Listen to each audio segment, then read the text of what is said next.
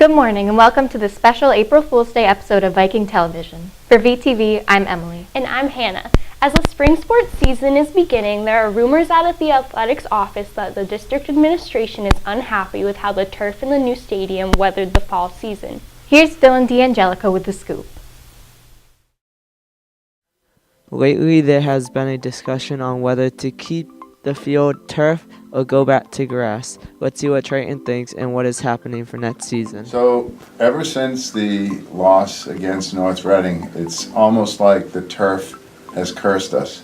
So instead of the curse of the Bambino, we now have the curse of the turf. So in thinking about it and talking to coaches and talking to Mr. McGinnis, we've decided that the best thing to do to uncurse us is to go back to a grass field. So we're in the process now of renovating the turf, tearing it out, and putting grass back in. And we're hoping that that will bring good luck back to Triton and all of our sports. If you've ever been on turf, it's the fake stuff, you know that. Why can't you get the greens, where all the chlorophyll lives and all that stuff, and then you can fall down and not have to worry about your legs being melted off? Yeah, I like grass better. When I play soccer, I like the fact that it's not going to burn you when you go to slide. It takes a more natural bounce, and I just think that it's a better option. It's more natural. I feel like I'm really playing the game. Compared to natural grass, artificial turf has a coefficient of restitution about 28% higher. This means a ball will retain more of its speed off the bounce, creating an overall faster game that could potentially affect timing. I think it's a good idea that we're going back to the traditional ways because this new turf keeps getting in my shoes. I'm not a fan of it, so I'd just rather it be back to the originals, can't go wrong there. My shoes stick to the new track and the new turf, so it slows down my running. I believe that there should be grass on the field so that the kids don't get injured and be all bloody and not be able to play sports. Some research indicates skin abrasions are up to 3 times more likely on turf due to the increased friction of the synthetic grass fibers. And while a recent study found that playing on artificial turf actually reduced overall risk of injury by 10 to 14%. Other studies have shown that turf can actually increase stress on the ACL joint by up to 45%. This field has been nothing but a failure to this school and to this community. We have decided to go back to this beautiful old stadium. As the quote goes, don't change anything that is not broken.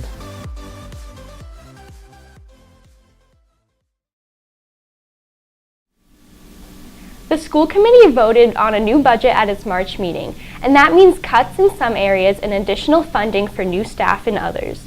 The guidance department has been understaffed for years here at Triton, and the committee finally approved some help for our overworked and underpaid guidance staff in the form of a new counselor who will help share the load. This year, Triton introduced a new guidance counselor that can't be compared to any other. She is more than just a normal guidance counselor. For just $20, Madame Mouzel can tell you more than just how you can get your grades up. She offers palm readings that come with a fortune that you never would have known. With the secret password, you can gain more than just entry to her office. So I went to the madam during G period today and she read my horoscope. So I visited the new guidance counselor today during E period and it was a lot different than what I expected. Come in, my dear. I'm a bite. Hi. Hi. What is your name? Kelly. When were you born? October 20th. Ah, Libra. Oh, nice nails. This the only good thing that happened to you today? No, I don't think so. Okay. So, Madam read my palm today and said that I'd be asked to prom by a mysterious guy. She told me that I'd find a surprising amount of wealth. And guess what? Today at lunch I found this quarter on the ground. So I walked out of math class and bumped into this guy I've never seen, and he asked me to prom, and it was just the same way she said it would be.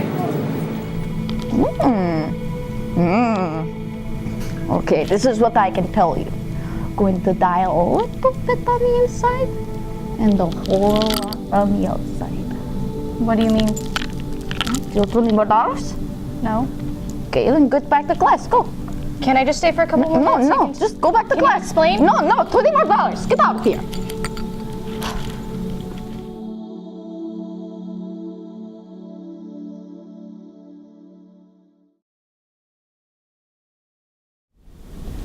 With one sweep of his pen, President Trump slashed funding to the country's public schools in a new executive order recently. The order has put our high school in a tough position and is forcing our administration to think outside the box in terms of programming for next year. Cam Howe brings us this next story. National news has a huge effect on Triton's future. One of President Donald Trump's first executive action was to cut all school funding by 50% nationwide. Triton School Committee has emergency meetings to discuss how they will deal with this tragic budget cut. After weeks of tense discussions, the Triton administration takes possible solutions to the town selectmen for approval. The three towns approved the administration's idea to shut down the Triton School Gymnasium to make way for a new store called Viking Mart. Leaders of the three towns and the Triton administration feel that the revenue generated based on the projected sales made at Viking Mart will more than make up for the money lost by the Trump budget cuts. Our new Viking Mart is on schedule and will be open in the fall of the 2017-18 school year. Now, we do have some issues that we are dealing with. In the fall and in the spring, all phys ed classes will be held outside. We will have winter phys ed classes as well, but they will be changed to 3-hour classes once a week. And those classes are actually going to be bused to the Ipswich YMCA, and those 3-hour classes will be held there. The new Viking Mart will carry clothes, food, electronics, furniture, sporting goods, and office supplies. Renovations are moving along rapidly, and the store plans to be open before the 2017 school year.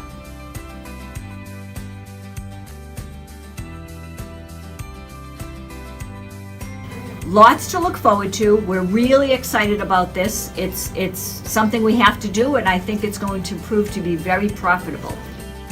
We hope that the whole Triton community will come and support the store.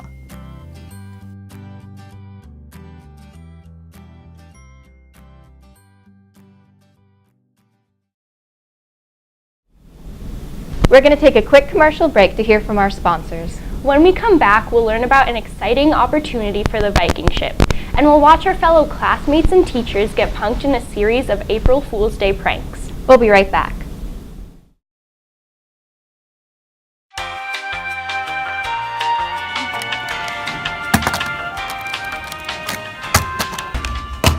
Are you kidding me? Dylan, are you kidding me? I'm just flipping a water ball. Yeah, it might be a water ball. It's gonna go all over the place. Yeah, I thought I said stop. What are you doing? What are you doing? Nope. Stop! All right, just chill out. Just have a Snickers. Better? Better.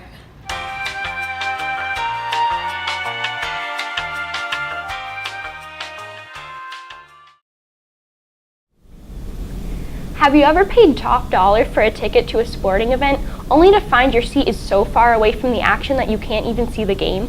Well, the Triton hockey team believes they've solved the problem, and it could revolutionize the way fans watch hockey in the future. Kelly Corbin caught up with some members of the team to learn more. Next hockey season is going to change for Triton hockey players and fans. The fans will now have the option to watch the hockey games from under the ice. Would you try out this new opportunity? Well, people are going to be watching us from under the ice, I guess. Well, I think the new rink's going to be pretty awesome for the hockey team. Having fans be able to sit under the ice is going to be pretty exciting and new age technology. Oh, I feel like it'll be really good for the program because there's going to be more people interested in it. It's like a different way to view the game. I do think it's a pretty good idea. You know, when the hockey team plays Newburyport, it's standing room only. This will give an opportunity for some extra fans to get in the rink and see and get under the ice and see up close and personal what's going on from an underneath look. That'll be cool. People will not be able to see the game like good? I think it'll be a good idea because it's gonna bring more people to the sport, which means more people buying tickets, which means more money for the program. I gotta imagine it'll hurt the fan section because now we'll be spread out under the ice and over the ice. So I think the fans should be segregated to above the ice. I'd mix it up. I'd probably sit under the ice and see like guys like Dylan Levitt and Will Sheehan that can't really skate very well. That would be kind of interesting to see from that perspective. But I also like to get up high and see the ice from the top view as well. I would sit in the stands because you can see things better. I would probably sit under the rink because it's a new way to watch the game. I feel like that'd be pretty cool. But the fan section gets pretty rowdy, so that's cool too.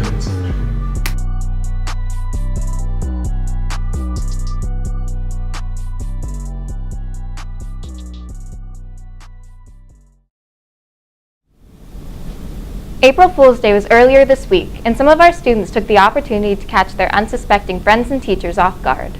Most of these pranks would land you in the principal's office on any other day of the year, but on April Fool's Day, it goes with the territory. Enjoy.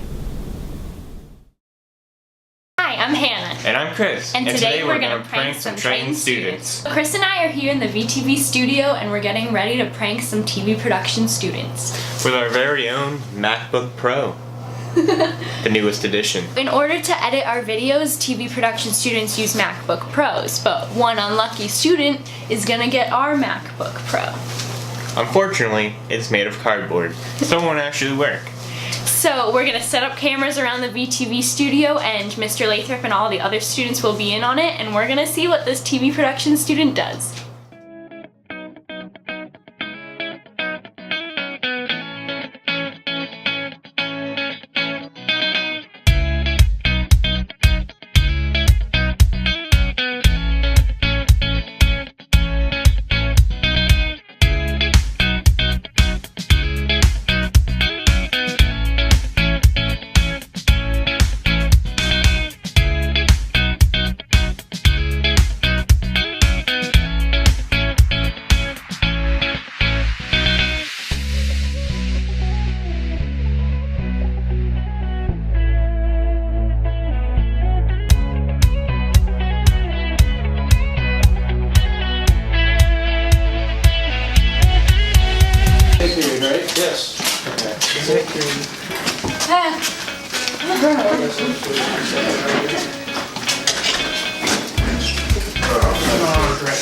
Yes. What are you waiting for, dude?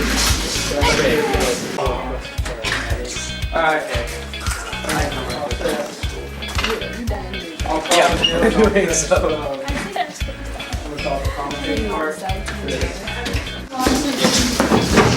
Perfect. I know. We got a new prototype from Apple. This is their new MacBook Pro. Plugged in, right? So what do you think of the screen resolution? Pretty great. So let's see you type on it. Alright. Oh, okay. Came unplugged. Keep it plugged in.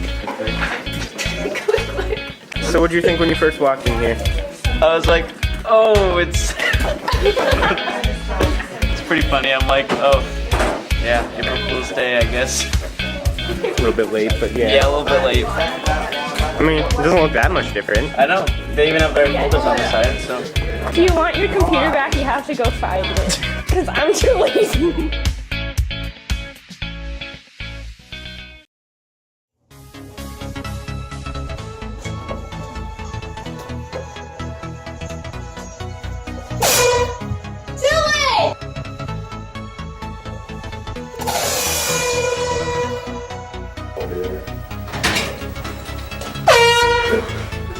Jeez, dude.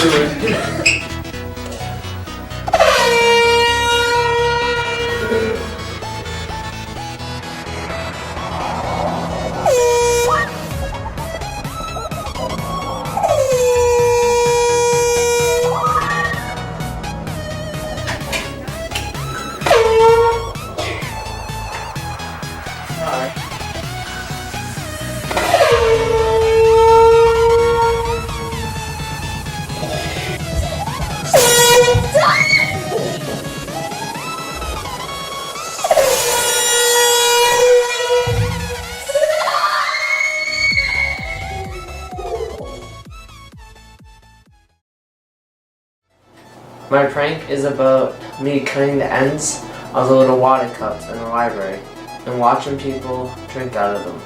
Hope you enjoyed it.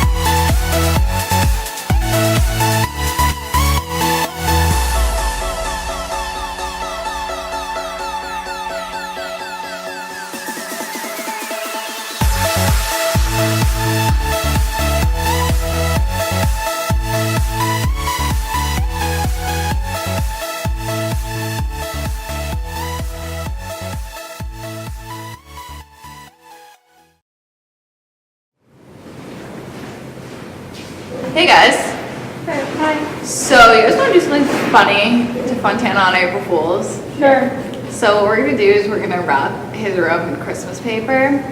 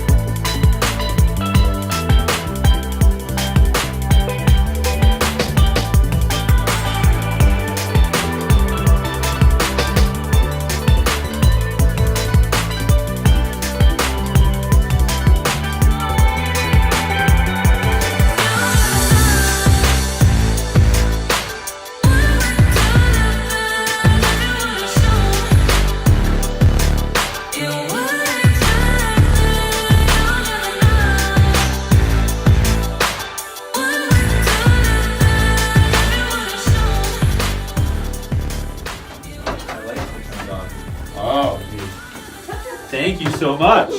Look at this. So which one should I thank you for this? Very nice. April Fool! I kind of fell when it.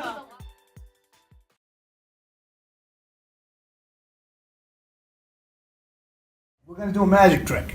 Okay, I'm going to put a penny there. Yep. I'm going to put the bottle over it. I'm going to cover this up. Okay, and do magic. Okay, and when I'm done, the penny is going to be in the bottle. Okay. Okay. So now. Squish. Ready? I'm ready. Ready? Go look. Ready? Look, the penny's in the bottle. Look.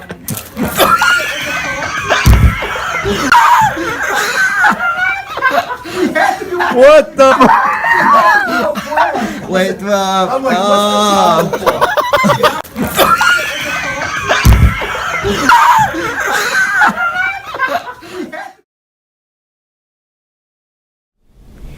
That's it for this special episode of VTV. We hope you'll join us again next week for our final episode before spring break. I'm Hannah. And I'm Emily. Have a great day, Triton.